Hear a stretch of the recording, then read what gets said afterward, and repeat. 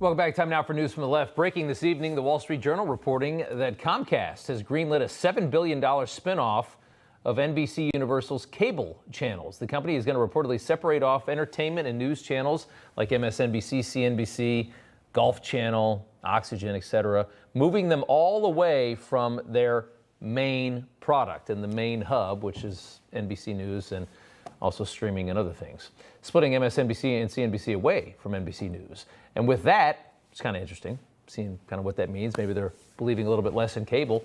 That brings us over to Morning Joe, where after facing immense backlash for reestablishing contact with President-elect Trump at Mar-a-Lago, the Morning Joe social media page today actually disabled the comments on X. So they're getting hit with pretty heavy fire because of all the things that they've said about Trump, all the vilification, and then going over to Mar-a-Lago to have breakfast with Trump. On this morning show, Joe Scarborough claimed that there is a total disconnect on social media. He says that most of what he has heard in response to what happened has been very positive and supportive. Yesterday, I saw for the first time what a massive disconnect there was between social media and the real world, because we were flooded with phone calls from people all day, literally around the world. Very positive, very supportive. Very positive, very supportive. Well, we'll see how that works out.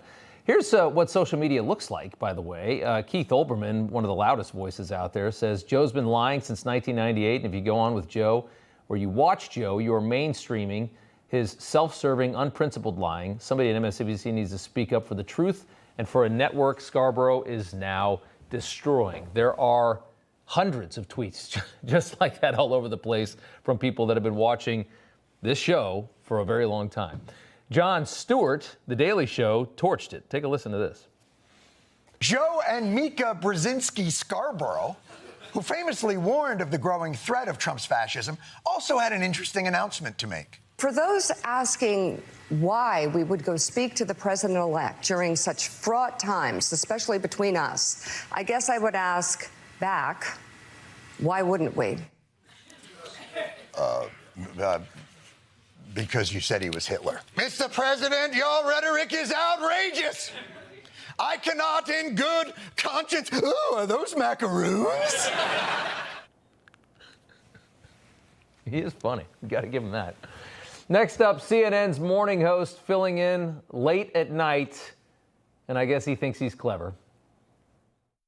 Good evening. Abby is out. I'm John Berman. You might know me from a cable morning show, though not the one that might soon have a defense secretary who paid a woman that accused him of sexual assault, nor the one that just sent two anchors to Mar-a-Lago, then talked about it like it was the Yalta summit. No, I co-host the morning show here on CNN. Okay, John Berman, have your little moment there.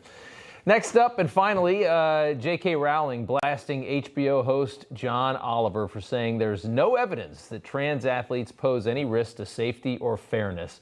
Writing this response to Oliver's comments, an undoubtedly intelligent person spouts absolute BS to support something he wants to be true but isn't. Adding, if you want to tell the world you're happy to watch females suffer injury, humiliation, and the loss of sporting opportunities to bolster an elitist postmodern ideology embraced by a minute fraction of the world's population, fair enough. You are entitled to your opinion.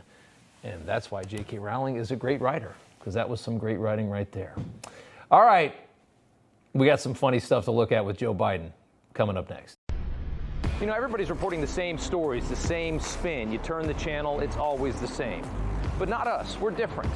We report the real news. No spin, just the facts. Turn to us, and you won't turn back. Tune in to Rob Schmitt tonight on Newsmax.